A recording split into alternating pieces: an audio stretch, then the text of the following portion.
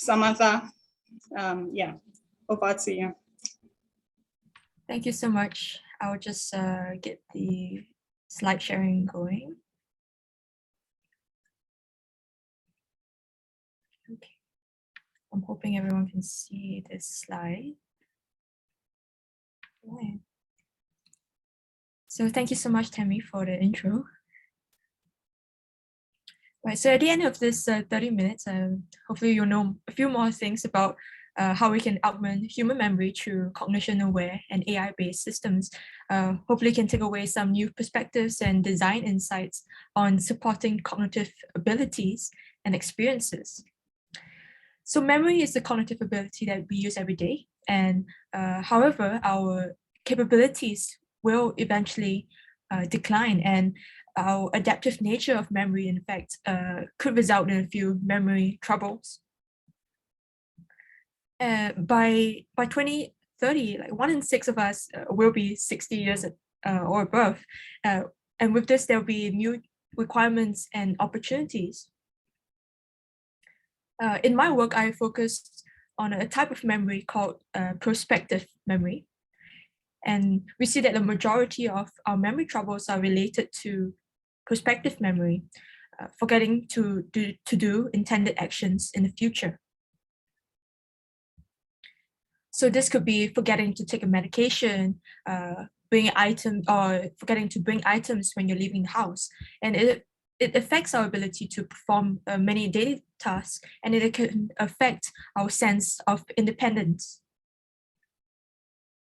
So in this talk, I will go through 4 directions that I took to augment prospective memory.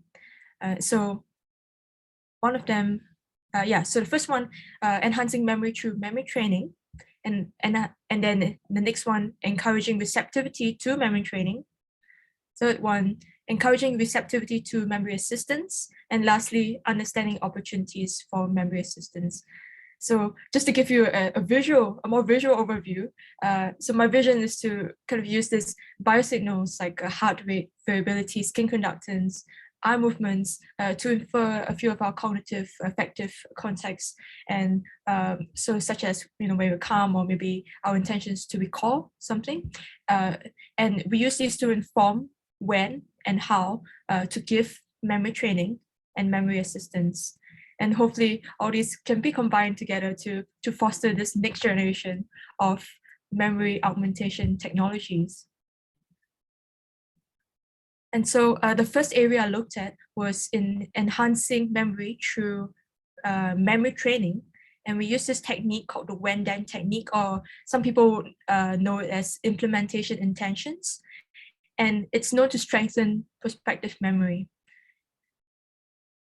Right, so we use this technique that involves 2 steps. And so the first step is to formulate and verbalize this thing called a when-then sentence. So here's an example. When I leave home after breakfast tomorrow, then I will bring the documents.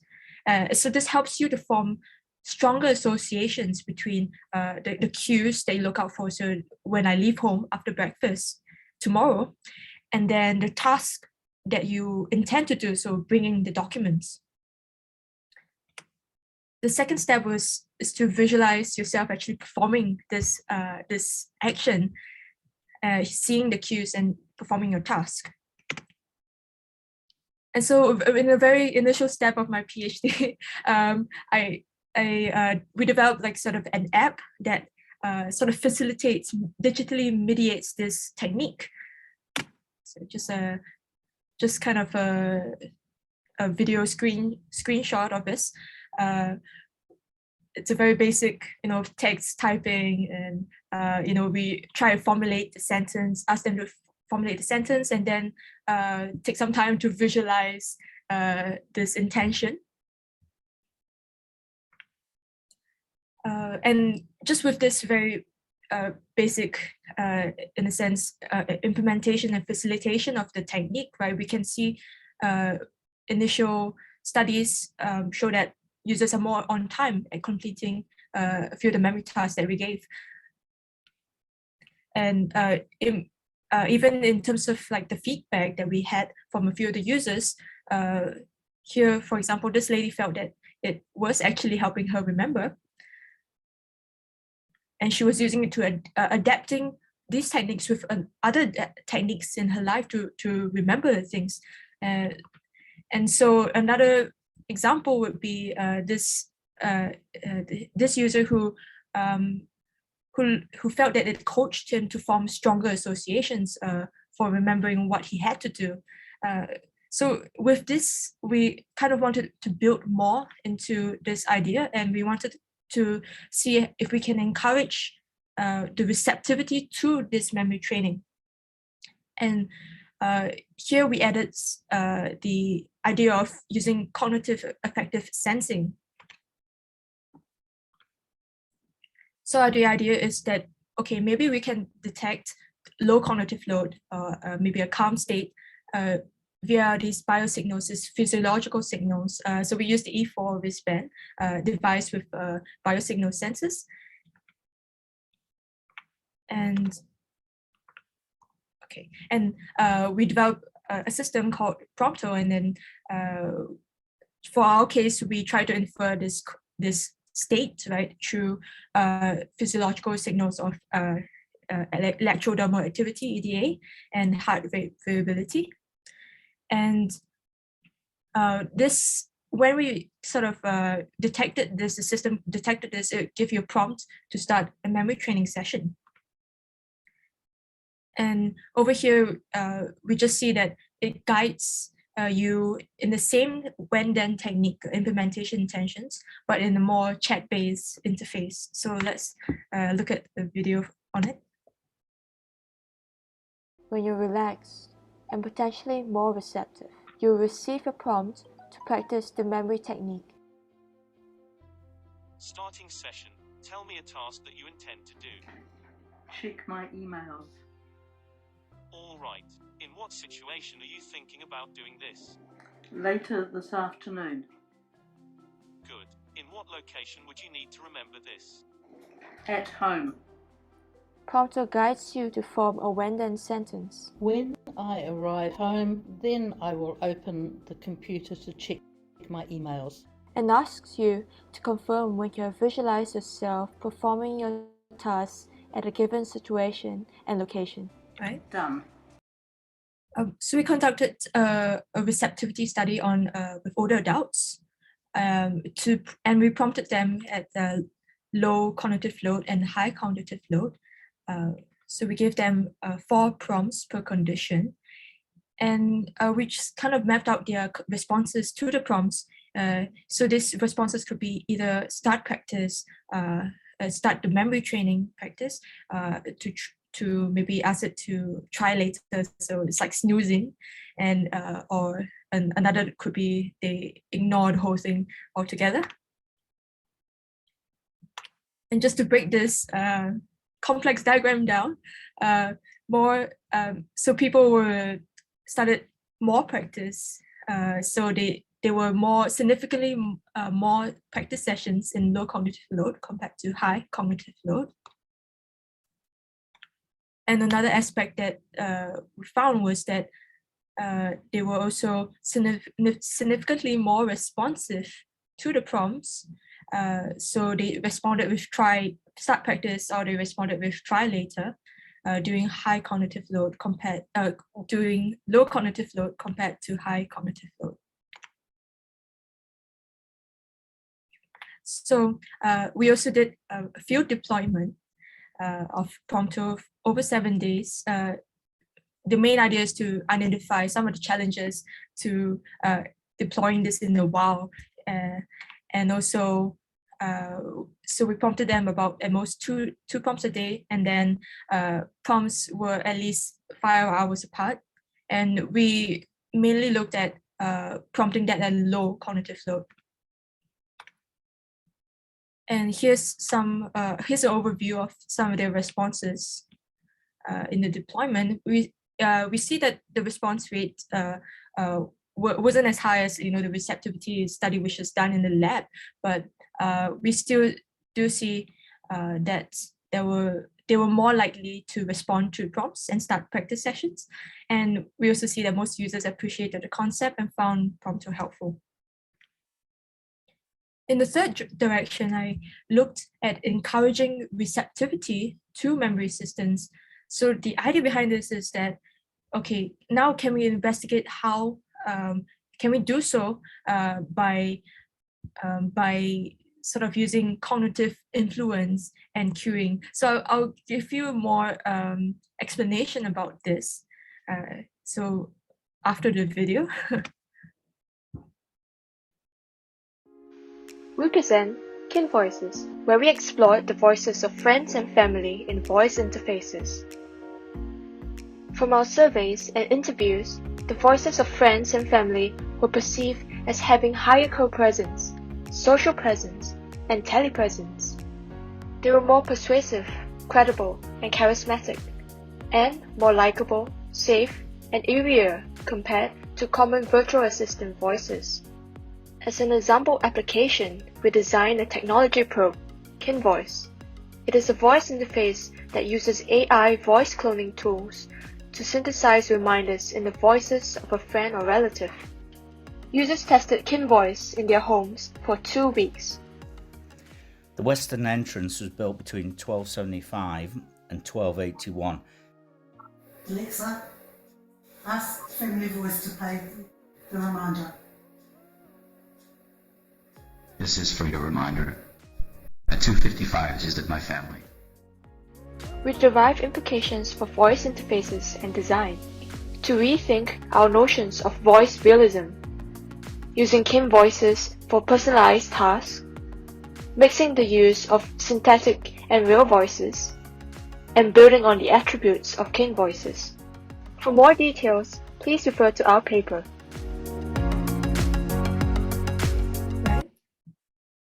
So just kind of looking back at the sort of the way that people perceived these Kin Voices, we kind of compared that with existing Google Assistant voices. So we compared voices of friends and family with that Google Assistant voices, and we see that they found that these Kin Voices had voices of friends and family had more connection, co-presence, social presence, so they're more engaging, and telepresence feel to them, and then they also felt a bit more persuasive, credible, charismatic.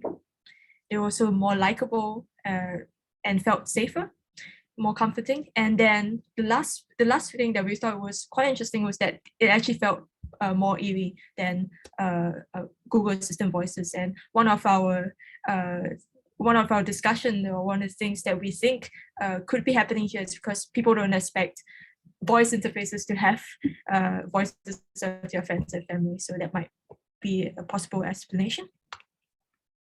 And in terms of our technology probe, we use AI synthesized voice reminders. So we use this real-time voice cloning tool to actually replicate your sample of your family member's voice, and we kind of tested it out. And over here we gave 4 users, so in 3 households over 2 weeks. So here we have 2 sisters in different households, and we have a couple living together. So more details of the like co-design and everything were in the paper, so you can check it out. But I really want to, I guess this is a great avenue to also discuss a lot of these ideas, and also some of the questions and some of the design considerations that we have is like, should we limit this the realism, voice realism in a sense? So maybe we need to balance this naturalness and non-naturalness. This has been quite an argument, or quite a debate amongst voice designers over the past few years. So if it's too real, right, it's very prone to impersonation attacks, and if it's too unfamiliar, there's people don't recognize the voice, and there's not much positive benefits.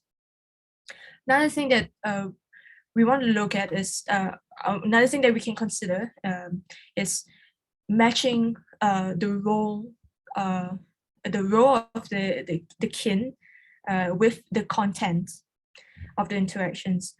So for example, if my for the sisters example, one of the elder sister would always encourage the younger sister to exercise.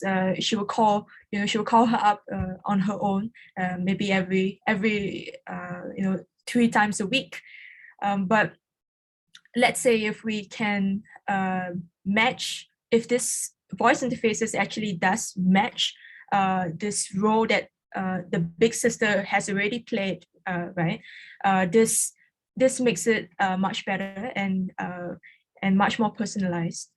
So we do want to see a bit more of customization aspect to that. And another thing that we saw was that, okay, can we actually mix the use of real voices? So maybe when you record your message in a voice, right? And can we also use it with this AI generated voices? So real voices, you took the time to record it, so it's more meaningful. But maybe synthetic voices, it's good because you can generate dynamic content. You can generate anything you want. So maybe it would be good for some cases. And the last thing that we saw was that, okay, can we build on the attributes of all these things that we showed before, right? So the comforting, the telepresence, social presence of it. Can we use it for very beneficial, in a sense, applications that really benefit from it? So maybe therapists, companions, confidants, notifications, chat use, and so many other applications. So these were things that we looked at. And the very last aspect that we investigated was we wanted to understand the further opportunities for memory assistance. And so in this case, we looked at eye movement patterns, and as well as the other biosignals. So we also use the skin conductance, electrodermal activity, and heart rate variability. And we wanted to see the difference in patterns between, okay, seeing a familiar image versus an unfamiliar image. This project is still ongoing, but the whole idea behind it is that, okay, can we modulate the amount and the type of memory assistance that's given? So if I see an unfamiliar image, I can detect it through, the system can detect it, and then it will give you more memory assistance. So if it's a familiar image, then maybe it will give you less information. So there's something that we are I'm still exploring. Hopefully, still writing up in a sense, because I'm still analyzing the data. But now we kind of made a system that it's more of a wearable heads up format, and I'm combining all these things that I have learned from the cognitive context sensing, and also giving implicit influence and cueing. So this is something that's still ongoing and will be finished soon. And overall, see, all these systems are small steps towards this combined vision of giving sort of a memory, next generation of this memory augmentation. And I would really love to hear some of your comments here and some of your ideas here as well. So just to wrap up a lot of these things, some of the future opportunities we see is that maybe since memory or a lot of these cognitive abilities are in that sense, they are cognitive abilities, right? So can we use a more, in a sense, cognitive approach? Can we combine cognitive understanding of the user, or an understanding of the user, with a more cognitive influence and cueing? And the other thing that we could sort of consider is that, okay, in terms of like the human-computer synergy, I think if I recall, I think there was I've forgotten the name, but there was a paper it's quite long ago.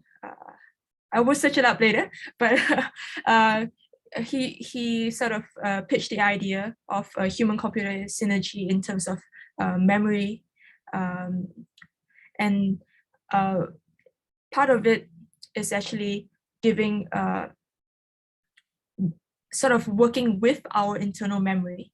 So if we can combine memory training and memory assistance, maybe that's also a very interesting opportunity to explore. We'd love to discuss more. And so in this decade of healthy aging, I think it was very recently dubbed by the World Health Organization. I hope that we can really continue to further augment memory and cognition. I just realized that I did this really quite fast, so I will be prepared to go back to a few slides to answer some of the questions. So I'll leave you with my contact. You can feel free to reach out, and for now I am actually ready to take some of the questions. Yeah, I'll hand it over to Tammy.